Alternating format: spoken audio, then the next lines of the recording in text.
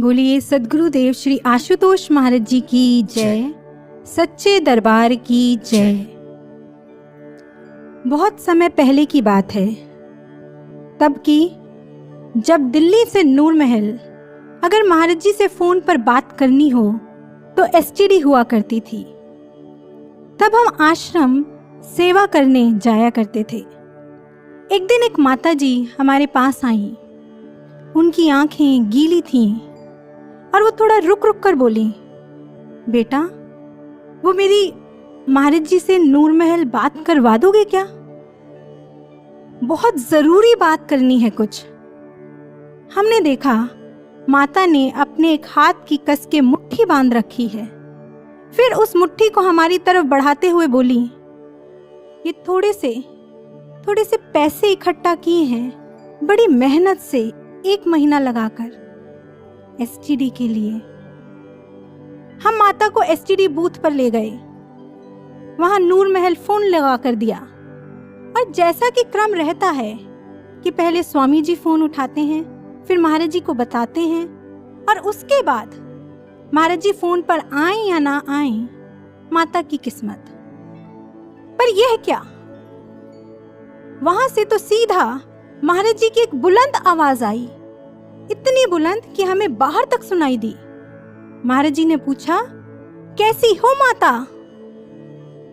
माता बोली, माँ जी प्रणाम महाराज जी, आशीर्वाद आशीर्वाद। बस अब क्या था, माता रोए जाएं। उनकी आंखों से आंसू बहते जा रहे थे, पर साथ ही साथ वो मुस्कुरा रही थी और हम वहां खड़े खड़े देखकर हैरान रह गए। ये कैसा गजब का परिवर्तन है। अभी कुछ मिनटों पहले तक तो माता की आंखें दुख से गीली थीं और अब उनसे आनंद के आंसू बह रहे हैं। महाराज जी की उस एक पंक्ति, उस स्वर में एक कैसा कमाल का जादू है।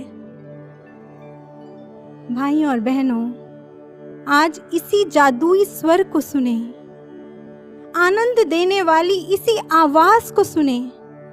आप जानते हैं कितना समय हो गया हमें? आज से ठीक 4 दिन बाद 28 जनवरी 2021, 28 जनवरी 2021 महाराज जी को समाधि लिए पूरे 7 साल हो जाएंगे। 7 साल, 7 लॉन्ग ईयर्स। बहुत लंबा समय होता है ये भाइयों बहनों। और ऐसा नहीं है कि ये साल ऐसे ही गुजर गए। हर बीतता साल हमारे लिए एक परीक्षा काल बनकर आया है। मानो एक छलनी ही लग गई हो, ऐसी छलनी जिसने हम साधकों को ऐसा छाना कि हम सब की असलियत बाहर आ गई। दिव्य ज्योति का ये जो पूरा साधक समाज है, ये इस छलनी से छनकर 3 कैटेगरीज में सामने आया। कौन सी 3 कैटेगरीज? अथर्ववेद के ऋषि ने इन्हें 3 प्रकार की मति कहा। पहली मति, कुमति। ये उस कैटेगरी के साधक हैं, वो माइंडसेट वाले साधक हैं जिन्हें जैसे ही ये न्यूज मिली कि महाराज जी समाधि में चले गए हैं, तो इन्होंने कहा, अरे भाई, महाराज जी की देह के लक्षण तो सारे के सारे वही हैं जो एक मृत देह के होते हैं। ये तो ओपन एंड शट केस है डेथ का। कोई समाधि नहीं है, सब मिसलीडिंग स्टेटमेंट्स हैं। ये होती है कुमति, जो ना तो खुद कुछ जानती है और ना ही जानना या समझना ही चाहती है। एक दूसरी कैटेगरी है साधकों की, जिसके लिए अथर्ववेद ने कहा विमति, विभ्रम वाली मति। ये जो कैटेगरी है, ये आज तक, जब से महाराज जी समाधि में गए हैं तब से लेकर आज तक डाउट में ही है। हो सकता है महाराज जी समाधि में हो सकता है ना भी हो। सुना तो है कि पहले के ऋषि मुनि ऐसी समाधि लिया करते थे, पर महाराज जी ने ली है या नहीं ली, क्या कह सकते हैं, ये तो समय ही बताएगा। तो ये जो माइंडसेट है, ये माइंडसेट वो है जो विविध मत रखता है, ये भी हो सकता है, वो भी हो सकता है। पर वहीं एक तीसरी कैटेगरी भी है साधकों की, जिसके लिए अथर्ववेद ने कहा अनुमति, अनुभव आधारित मति। इन साधकों ने अपनी आत्मा के प्रकाश में प्रत्यक्ष अनुभव किया है, इसलिए दिव्य ज्योति के ये जो अनुमति वाले साधक हैं, ये पूरे डंके की चोट से कहते हैं, हमने अपने अंतर जगत में देखा है, जाना है कि हमारे गुरुदेव समाधि में हैं और इसलिए वो एक दिन लौटकर अवश्य आएंगे। और भाई और बहनों, चाहे विरोध की कितनी ही आंधियां चलें, ये इस माइंडसेट को विचलित नहीं कर सकती। लेकिन भाई और बहनों, यहां एक सवाल उठता है, एक प्रोमिनेंट क्वेश्चन। क्या केवल इतना विश्वास होना कि हमारे महाराज जी समाधि में हैं और एक दिन जरूर आएंगे, क्या इतना भर काफी है? यदि आप सोच रहे हैं काफी है, तो आई एम सॉरी टू से, ये सोच गलत है। हम आपको एक सच्ची घटना सुनाते हैं, बिल्कुल सच्ची। बात तब की है जब हमें सुबह सुबह ये न्यूज़ मिली कि महाराज जी दिल्ली से चले गए हैं, लेकिन शाम तक भी महाराज जी नूरमहल नहीं पहुंचे। अब तो सब भक्तों में खलबली मच गई, कहाँ गए महाराज जी?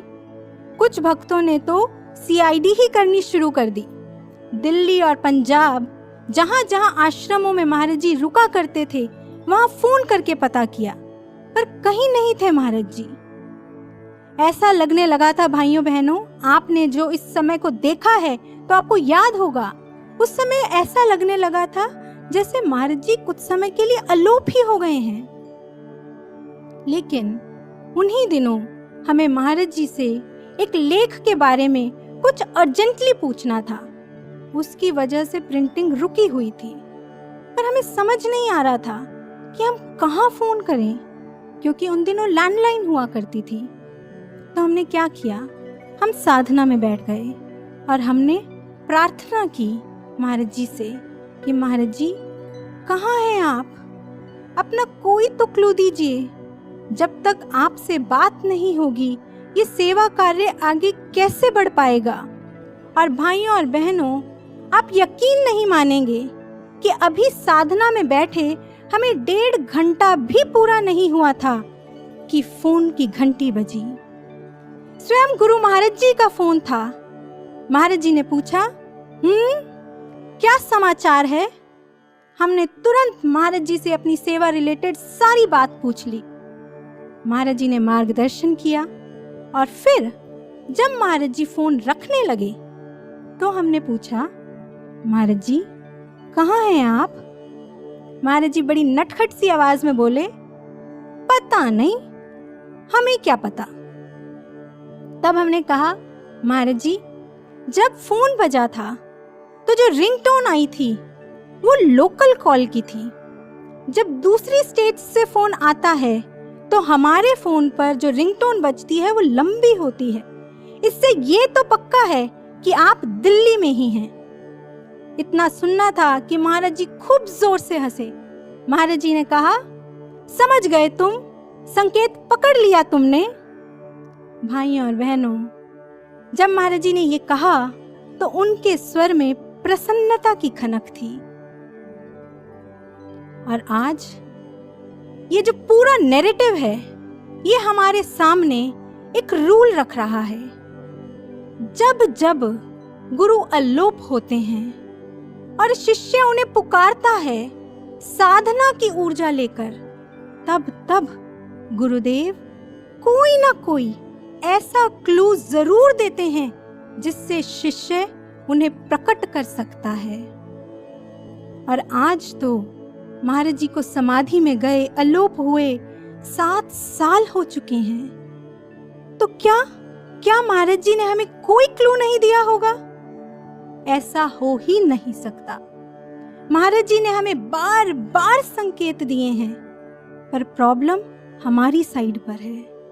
हम आज तक उन्हें डिकोड कर ही नहीं पाए। एक ऐसा ही बहुत ही स्पष्ट क्लू अभी रिसेंटली महाराज जी ने गुरु बहन को दिया।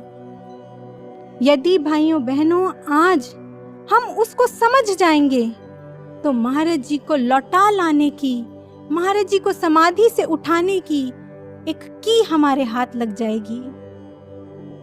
उस प्रचारक बहन ने देखा कि महाराज जी उसके सामने प्रकट हो गए हैं। महाराज जी ऊर्जा रूप में थे, एनर्जी फॉर्म में थे।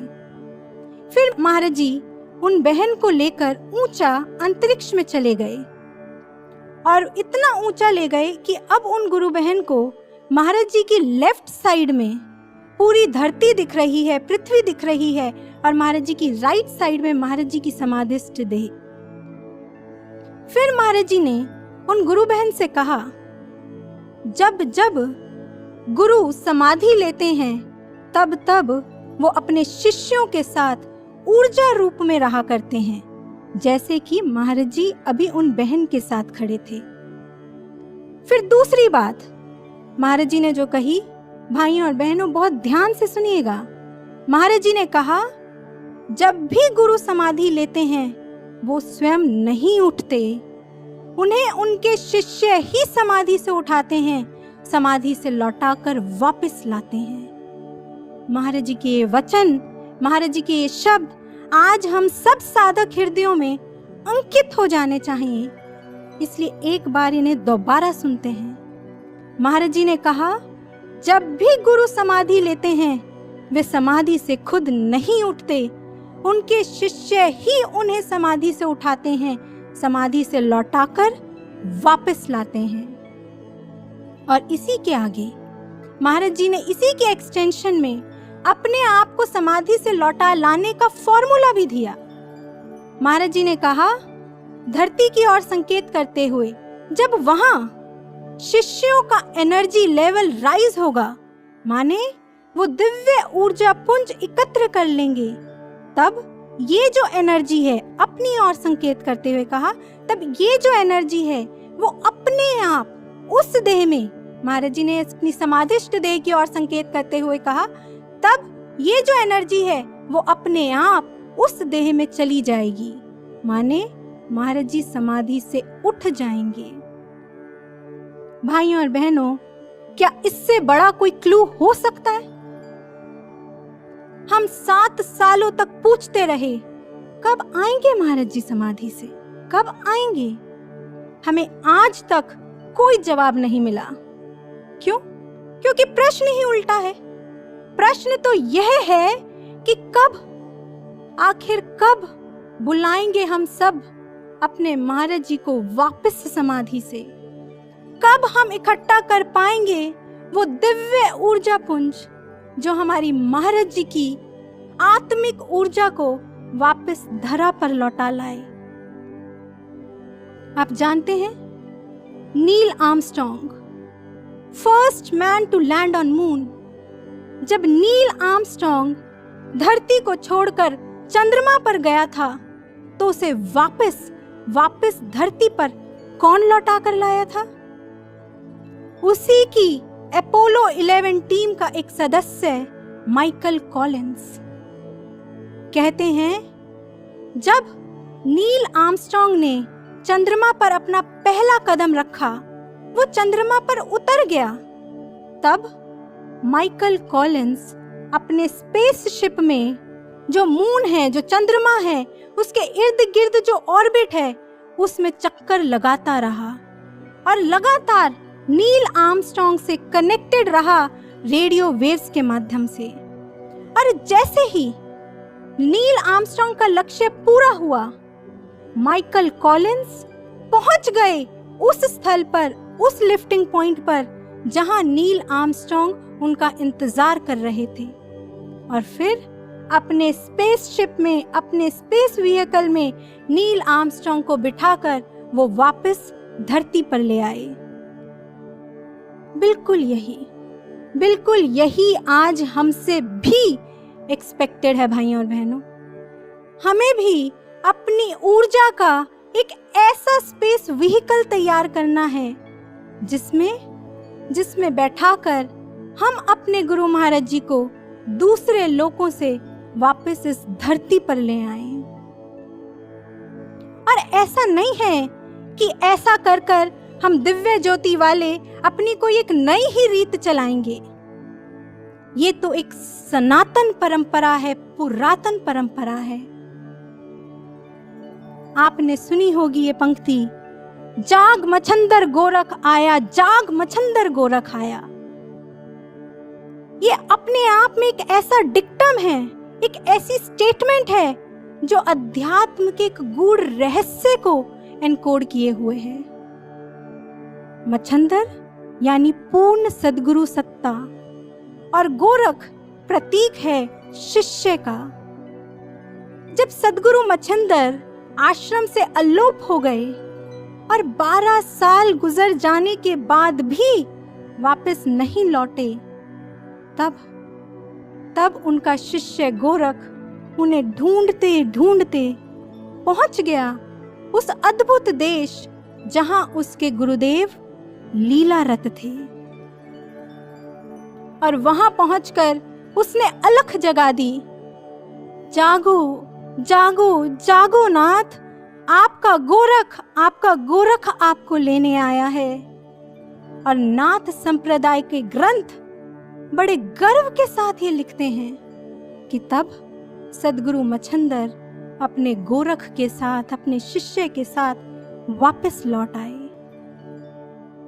भाइयों और बहनों, गुरु के यूं अलोप हो जाने की और शिष्यों के उन्हें जगा लाने की ये जो सनातन परंपरा है, ये हर युग में किसी न किसी रूप में हमारे सामने आई है। और आज इस बात को प्रमाणित करने के लिए हम आपके सामने 2 case studies, 2 well researched case studies रखने जा रहे हैं। पहली केस स्टडी माधवाचार्य जी की, वही माधवाचार्य जी जो द्वैतवाद के प्रवर्तक माने जाते हैं। उनका इतिहास बताता है कि एक बार वो अपने शिष्यों के साथ हिमालय की यात्रा पर निकले। बद्री पहुंचकर रुक गए। वहां एक गुफा में पूरी रात सबने विश्राम किया। सुबह जब शिष्य ब्रह्म मुहूर्त में उठे तो उन्होंने पाया कि उनके आचार्य आसन पर नहीं हैं। आसपास खोजा, कहीं नहीं दिखे आचार्य। अब शिष्यों को चिंता सताने लगी। तभी एक शिष्य जो पूरी रात से गुफा के एक कोने में साधना में बैठा था, वो उठकर आया और बोला, सुनो, मैंने अभी अनुभव में कुछ देखा है। जैसे हम सबको जब रात को कोई अनुभव होता है तो हम सुबह उठकर सबसे पहले अपने गुरु भाइयों और बहनों से उसे शेयर करते हैं, ऐसे ही इस शिष्य ने अपने गुरु भाइयों से कहा, सुनो, मुझे कुछ अनुभव हुआ है और उस अनुभव में मैंने देखा कि हमारे जो आचार्य हैं वो बद्री की उत्तर दिशा की ओर जा रहे हैं और मैं उनका पीछा कर रहा हूं। पर आचार्य इतनी तेजी से आगे बढ़ रहे थे, चट्टानों को लांघते हुए, कि मैं वो गति नहीं पकड़ सका। अचानक मुझे ठोकर लगी और मैं गिर गया। तब आचार्य मुड़े और बोले, सत्या। इस शिष्य का नाम सत्य तीर्थ था।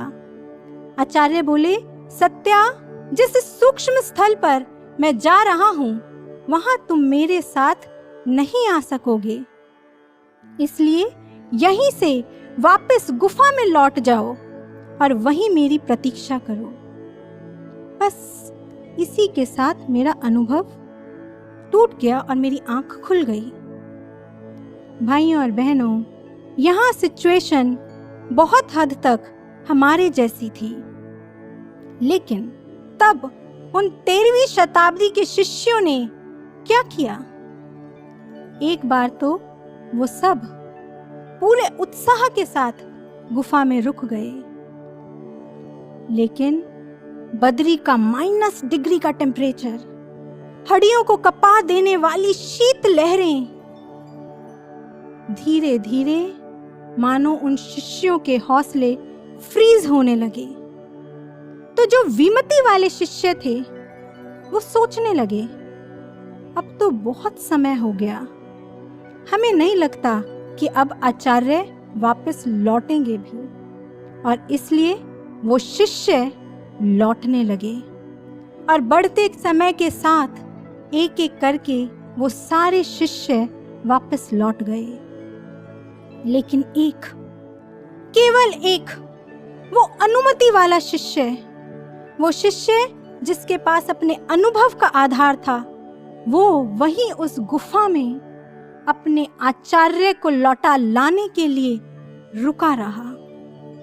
और केवल रुका नहीं रहा, इतिहास बताता है भाइयों और बहनों कि उस शिष्य ने ऐसी साधना की, ऐसा तपोपुंज जागृत किया, श्वास श्वास में ऐसी अलख जगाई थी उसने, एक तार अपने गुरु को पुकारा था उसने, कि उसके माधवाचार्य जी को प्रकट होना ही पड़ा। सत्यतीर्थ उनके चरणों में गिरकर खूब जोर जोर से रोया और उन्हें कस के पकड़कर बोला, आचार्य, आ गए आप अपनी सूक्ष्म यात्रा से। कहते हैं माधवाचार्य जी का बड़ा गठीला शरीर था, बड़ा बलिष्ठ थे वो, पर अपने शिष्य की, अपने सत्य की इन गर्म आंसुओं से वो भी पिघल गए। झुके, उसे अपने गले से लगाया और फिर बोले, आया नहीं सत्या, तू मुझे ले आया। तेरे तप का रथ बड़े वेग से मुझे उस सूक्ष्म लोक से ले आया, लौटा लाया।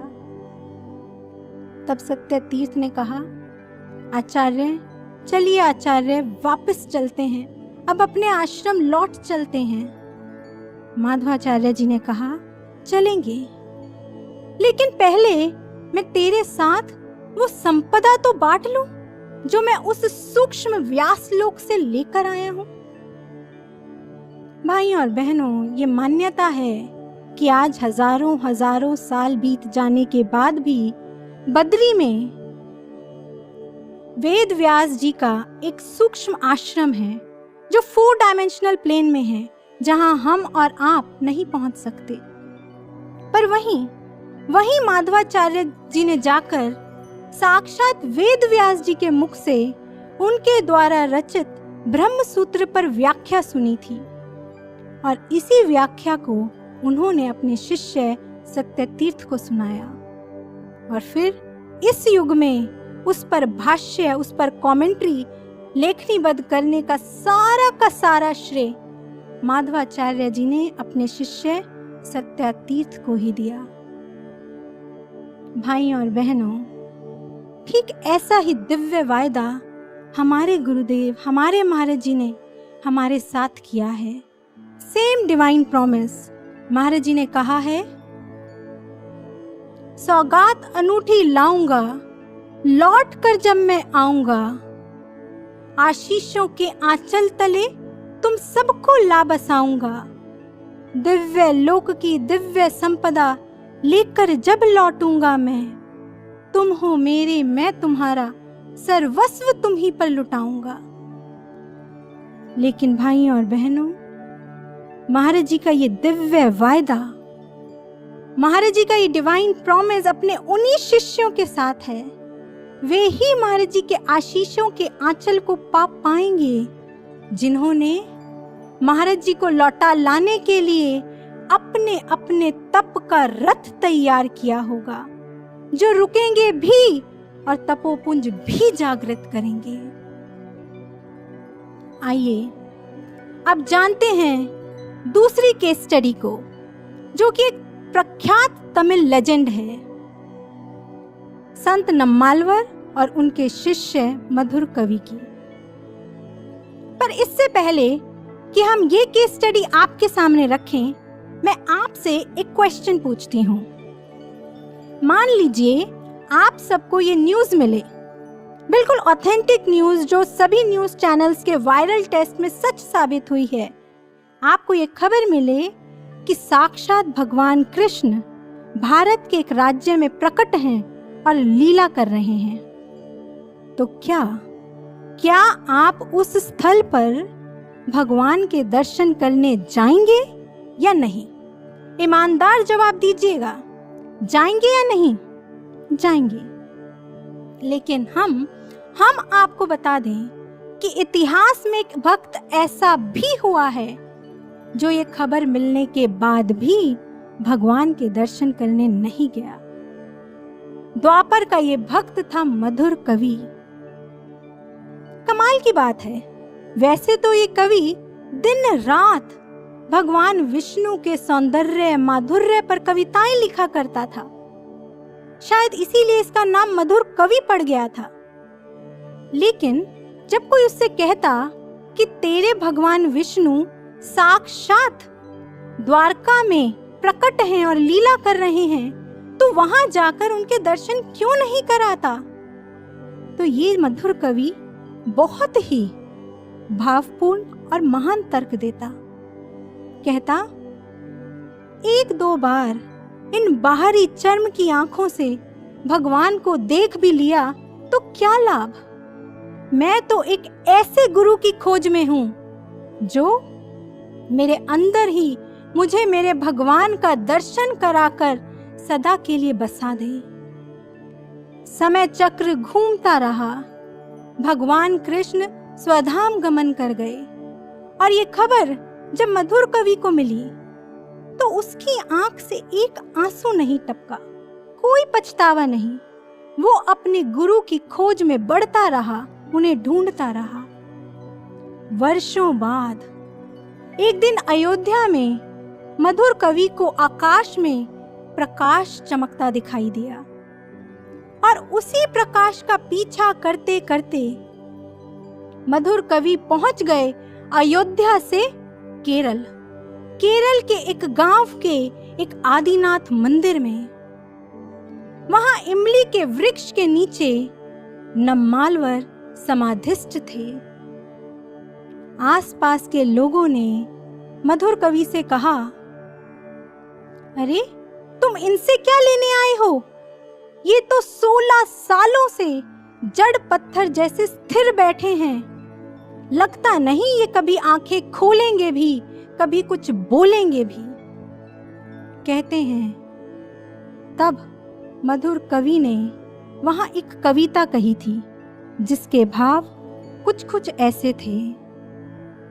तुम कहते हो ये निष्प्राण है, अरे ये तो सृष्टि के प्राणाधार हैं। तुम कहते हो ये पत्थर है जो बोला नहीं करते।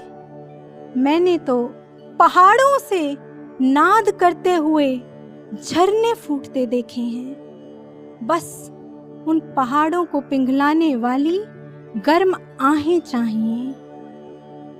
और आज ऐसी ही आहें भक्त कवि मधुर कवि के हृदय से उठी।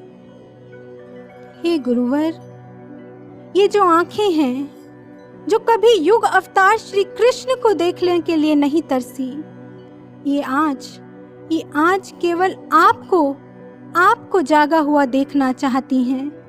सिर्फ आपको जीवंत देखना चाहती हैं गुरुवर। बहुत लंबी प्रतीक्षा की है मैंने। मेरी इस तपस्या को निराशा में ना बदलिए। आंखें खोलिए गुरुवर, कुछ तो बोलिए गुरुवर। समाधि से जागिए गुरुवर।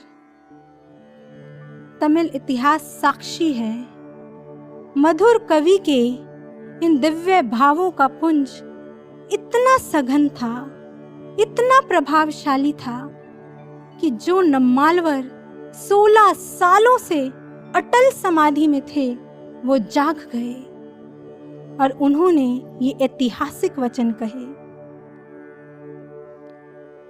मधुर, मैं कितने सालों से तो जैसे शिष्य की प्रतीक्षा में था जिसके लिए मैं अपने समाधि के आनंद को त्याग कर लौटने के लिए विवश हो जाऊं। भाइयों और बहनों, इस सृष्टि में शायद सद्गुरु ही एक ऐसी सत्ता है जो अपने शिष्यों के हाथों विवश होकर भी प्रसन्न होती है, स्वयं ही स्वयं को विवश करने का सूत्र और सामर्थ्य भी देती है, जैसे कि हमारे महाराज जी ने हमें अनुभवों में आकर दिया। बार बार संकेत दिया है महाराज जी ने कि यदि हम उन्हें समाधि से लौटा लाना चाहते हैं तो हमें भावनाओं का, प्रेम का, प्रार्थना का, साधना का दिव्य पुंज इकट्ठा करना होगा। हमें केवल प्रतीक्षा नहीं करनी, हमें सतत प्रयास करना है महाराज जी को लौटा लाने का। महाराज जी के समाधि में जाने से पहले ये हमारी लास्ट मीटिंग थी महाराज जी से। महाराज जी दिल्ली में थे, दिव्य धाम आश्रम में अपने कक्ष के बाहर झूले पर बैठे थे। हमने जैसे ही महाराज जी के चरणों में प्रणाम किया, महाराज जी ने हमसे पूछा, वो एक स्वामी जी का नाम लेते हुए, वो कहाँ है? हमने कहा माँ जी पता नहीं। महाराज जी ने चारों तरफ देखा, फिर महाराज जी ने थोड़ा दूर खड़े एक सेवादार भाई से पूछा, वो कहाँ है? सेवादार भाई ने कहा महाराज जी अभी पता लगा के बताते हैं। और भाइयों और बहनों, सिर्फ 5 मिनट में, 5 मिनट के अंदर अंदर ही महाराज जी ने कम से कम 20 बार उन स्वामी भैया के बारे में पूछ लिया, कहाँ है वो? इतने में वो स्वामी जी दौड़ते दौड़ते महाराज जी के समक्ष आ गए। उनके कपड़े गीले थे, बाल फैले थे। महाराज जी ने उन्हें देखकर जोर से पूछा, कहाँ आलोप हो गया था तू? उन्होंने कहा महाराज जी वो स्नान। महाराज जी जोर से हंसे और बोले ठीक है जाओ। इसके बाद महाराज जी ने एक गंभीर दृष्टि, एक गहरी दृष्टि हम पर डाली। वही दृष्टि जो महाराज जी कोई गूढ़ कॉन्सेप्ट समझाने के बाद डाला करते थे। महाराज जी के समाधि में जाने के बाद जब हमने इस घटना पर चिंतन किया, मनन किया, तो 3 पॉइंट्स सामने आए जो शायद महाराज जी हमें उस दिन समझाना चाहते थे। पहली बात, जब कोई थोड़े समय के लिए दृष्टि से ओझल होता है तो उसे अलोप होना कहते हैं। माने वो थोड़े समय के लिए कहीं गया है, लौट आएगा, सदा के लिए नहीं गया। दूसरी बात, हालांकि महाराज जी जानते थे कि स्वामी जी अभी कुछ थोड़ी देर के लिए गए हैं, लौट आएंगे, लेकिन फिर भी महाराज जी लगातार उनको पुकारते रहे, उनके बारे में पूछते रहे। ऐसे ही भाइयों और बहनों, हमें पता है, हमें विश्वास है कि हमारे महाराज जी थोड़े समय के लिए गए हैं, लौट कर आएंगे ही आएंगे, लेकिन तब भी हमें उन्हें निरंतर, एक तार लगातार पुकारना है, हर श्वास में अलख जगानी है। तीसरी बात, महाराज जी ने जब उन स्वामी जी को इस हद तक पुकारा तो स्वामी भैया जितनी जल्दी हो सकता था दौड़ते हुए वहां पहुंचे। ऐसे ही भाइयों बहनों, जब हमारी पुकार में, हमारी गुहार में इतनी आतुरता होगी तो हमारे महाराज जी भी ज्यादा समय नहीं लगा सकेंगे, जल्द से जल्द लौट कर आएंगे। पर यहाँ पर जो साधक लॉजिकल माइंड्स वाले हैं वो एक प्रश्न पूछ सकते हैं, उनके मन में ये क्वेश्चन उठ सकता है कि चलो भावना, प्रार्थना, प्रेम, ये सब बातें तो समझ आती हैं, ये टेलीपैथिकली महाराज जी को खींच लाएंगी, लेकिन हमारी साधना और महाराज जी के समाधि से उठने के पीछे क्या कनेक्शन है? इन दोनों के बीच में क्या कोरिलेशन है? तो भाइयों और बहनों, इस बात को समझने के लिए हमें अध्यात्म के एक थंब रूल को समझना होगा। आप सभी जानते हैं, जो ब्रह्मंडे सोई पिंडे, मैक्रोकॉस्म इज इक्वल टू माइक्रोकॉस्म। यानी जब भी शिष्यों को, साधकों को बाहरी समाज में कोई परिवर्तन लाना होता है तो वो सबसे पहले उसे माइक्रोकॉस्म में माने अपने अंतर जगत में लाते हैं। इस रूल के हिसाब से यदि हम सब चाहते हैं कि हमारे महाराज जी बाहरी जगत में समाधि से लौट आएं, तो सबसे पहले हमें अपने अपने अंतर जगत में भगवान आशुतोष को लौटाना होगा। कॉन्सेप्ट लगता है थोड़ा मुश्किल हो रहा है, थोड़ा टफ है, तो अब हम इसे समझेंगे बहुत ही सिंप्लीफाइड तरीके से, एक मॉडल से। हम आपके सामने अब एक ब्रेन मॉडल को रखेंगे।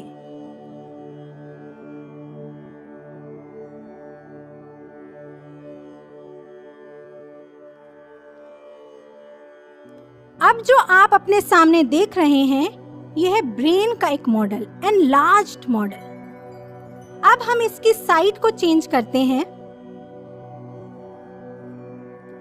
अब जो आप अपनी स्क्रीन्स पर देख रहे हैं, वो है हमारे ब्रेन का पीछे का लोअर बैक साइड का व्यू, जो सीधा रीढ़ की हड्डी स्पाइनल कॉर्ड से कनेक्टेड होता है।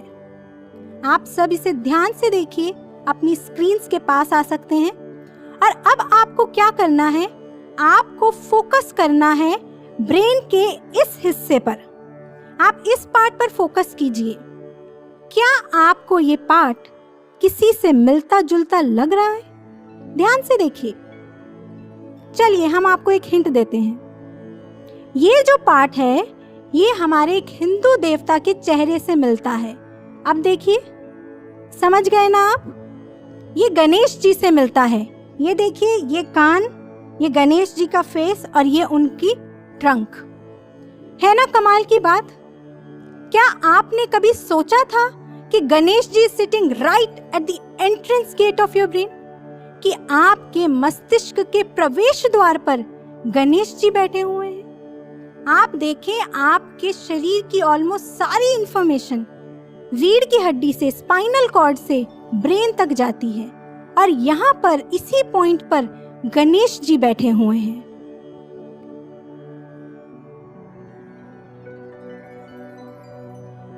हमने बहुत बार ये पुरानी कथा तो सुनी है कि एक बार भगवान शिव शिवालय पर नहीं थे, कैलाश पर नहीं थे।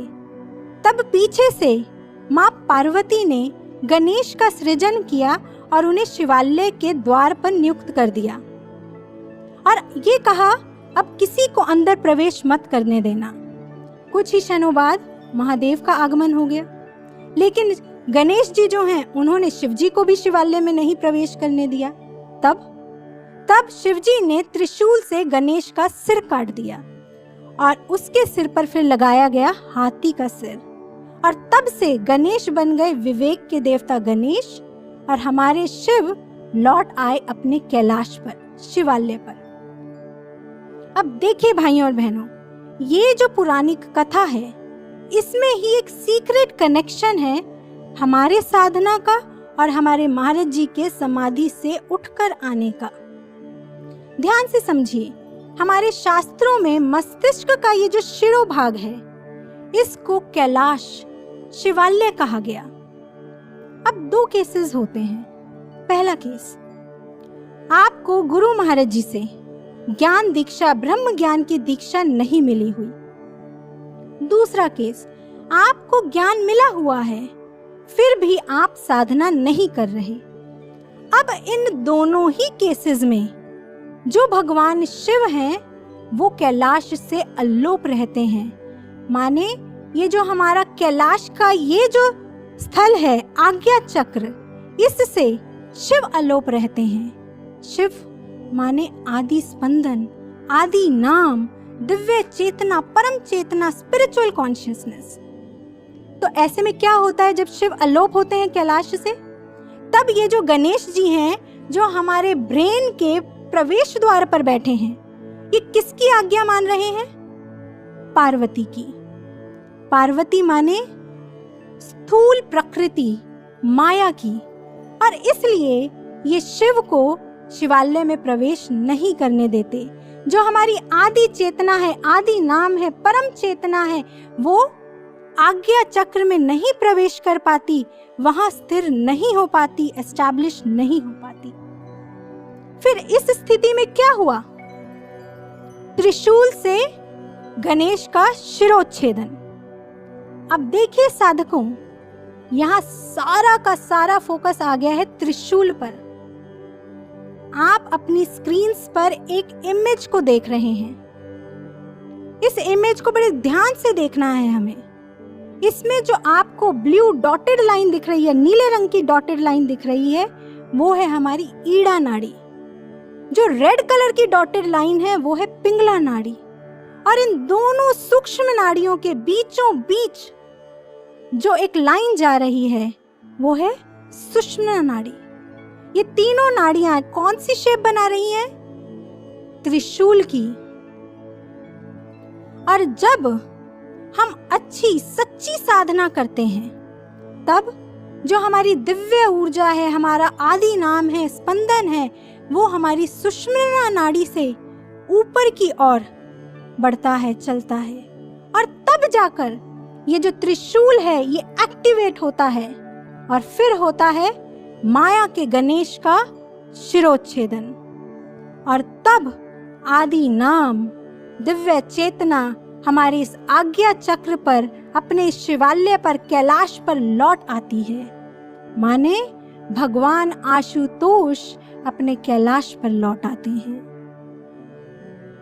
भाइयों और बहनों, हमारे गुरुदेव, हमारे महाराज जी यही चाहते हैं कि सबसे पहले हम सब साधक साधना करके, अच्छे से साधना करके अपने अपने कैलाश पर, अपने अपने आज्ञा चक्र पर अपने भगवान आशुतोष को लौटा लाएं। और जब साधकों का एक बड़ा समूह ऐसा कर पाएगा तब हमारे महाराज जी, हमारे महायोगी आशुतोष, सद्गुरु आशुतोष भी इस समाधि से लौट आएंगे।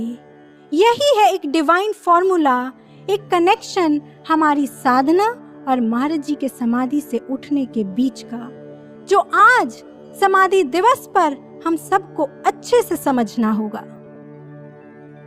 और इसी बात को समझाते हुए एक छोटी सी बात आपके साथ साझा करना चाहेंगे, जो शायद इस पूरे कॉन्सेप्ट पर एक मुहर लगाती है। बात उस दिन की है जब हमें पीएचडी डिग्री मिली थी।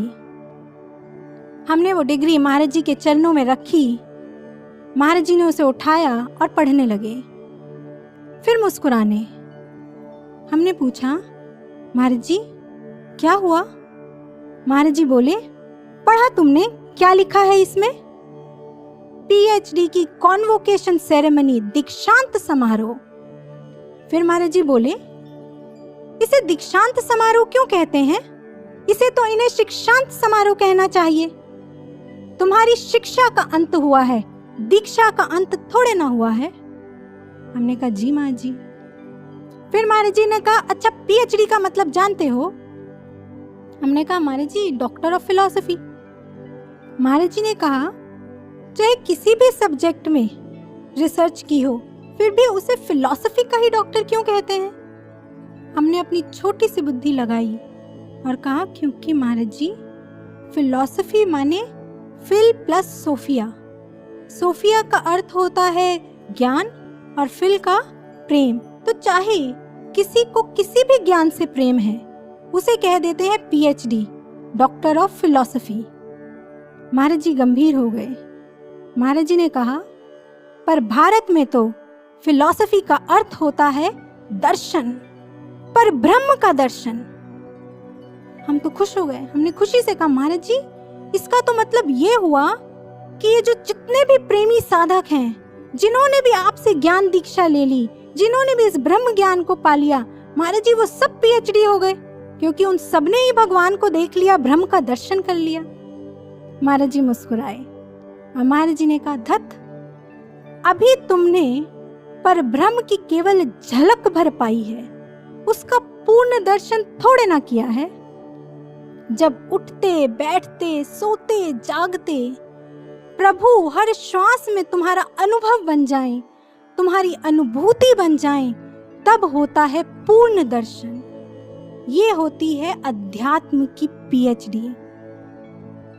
भाइयों और बहनों, शायद हम सभी ने महाराज जी के इस ब्रह्म ज्ञान के स्कूल में हंसते खेलते एडमिशन ले लिया और फिर उसके बाद कभी सिंसियरिटी से पढ़ाई की ही नहीं, माने साधना सुमिरन का अभ्यास ही नहीं किया।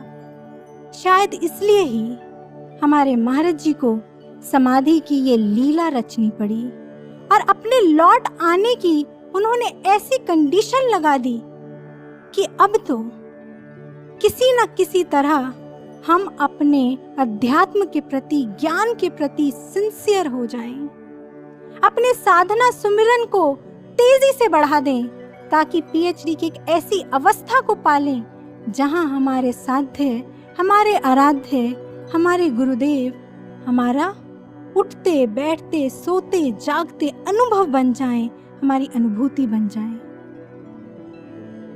आज संसार के डॉक्टर्स ने महाराज जी को क्लिनिकली डेड घोषित किया हुआ है, लेकिन हमें पूरा विश्वास है एक दिन महाराज जी के ऐसे सच्चे शिष्य ही, ऐसे अध्यात्म के पीएचडी डॉक्टर्स महाराज जी को समाधि से लौटाकर इस समाज के सामने ये सिद्ध कर दिखाएंगे कि हमारे महाराज जी समाधि में थे, उनकी ये समाधि ही थी, दिव्य अति दिव्य समाधि थी। भाइयों बहनों, आपको बताएं, दक्षिण के एक भक्त हुए हैं, शैव भक्त अपैया दीक्षितर। एक बार उन्हें एक चिंता हो गई, क्या मैंने अपने प्रभु को अपनी आत्मा का चिरसंगी बना लिया है? क्या मैंने उन्हें इस कदर अपनी श्वासों में बसा लिया कि जब मेरा अंत समय होगा तब भी मुझे उन्हीं की याद आएगी? और इस बात को जानने के लिए अपैया ने एक प्रयोग किया, और शायद इस प्रयोग के आगे विज्ञान का हर प्रयोग बौना है। पर इस प्रयोग को नाम दिया गया मैड एक्सपेरिमेंट। मैड इसलिए क्योंकि इस एक्सपेरिमेंट को वही कर सकता है जो अपने आराध्य, अपने साध्य के लिए पागल हो, दीवाना हो। हुआ क्या? अपैया ने एक दिन एक विषैला धतूरा खा लिया और फिर अपने एक निकट संबंधी से कहा, देखो धीरे धीरे इस विष का असर मुझ पर होने लगेगा, तब मैं सुध बुध खो बैठूंगा, मेरे हाथ पैर जड़ हो जाएंगे और मेरा मस्तिष्क सुन। ऐसे में जैसे हर कोई कुछ न कुछ बड़बड़ाता है, मैं भी कुछ बोलूंगा, पर तुम ध्यान से मेरे एक एक शब्द को सुनना और उसे लिख लेना।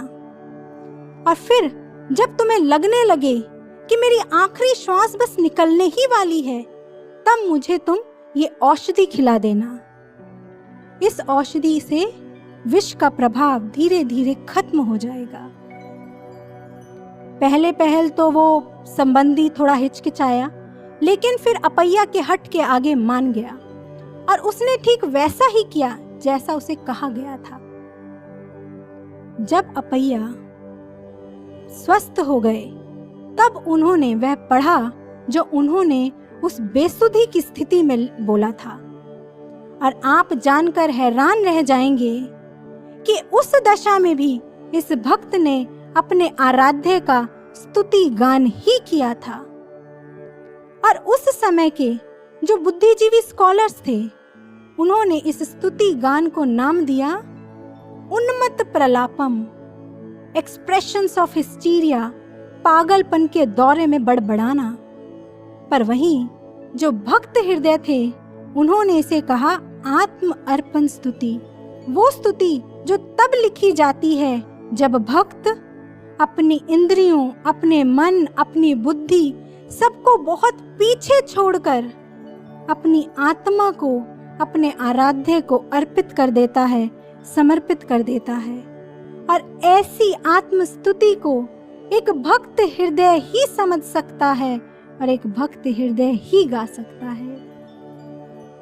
ऐसे ही भाइयों और बहनों, आज हमारे इस दावे को कि हमारे गुरु महाराज जी समाधि में हैं, हमारी इस प्रतीक्षा को कि महाराज जी एक दिन जरूर समाधि से लौटेंगे, और हमारी इस साधना को जो हम महाराज जी को लौटा लाने के लिए कर रहे हैं, हमारे इस साधकता के पूरे एक्सपेरिमेंट को आज का बुद्धिजीवी समाज मैड एक्सपेरिमेंट कह रहा है।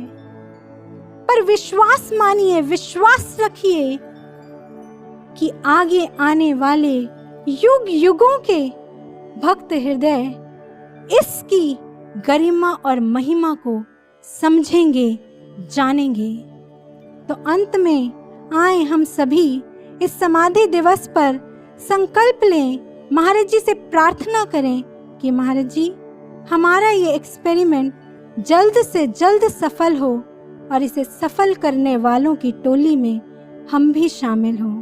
बोलिए सद्गुरुदेव श्री आशुतोष महाराज जी की जय, सच्चे दरबार की जय।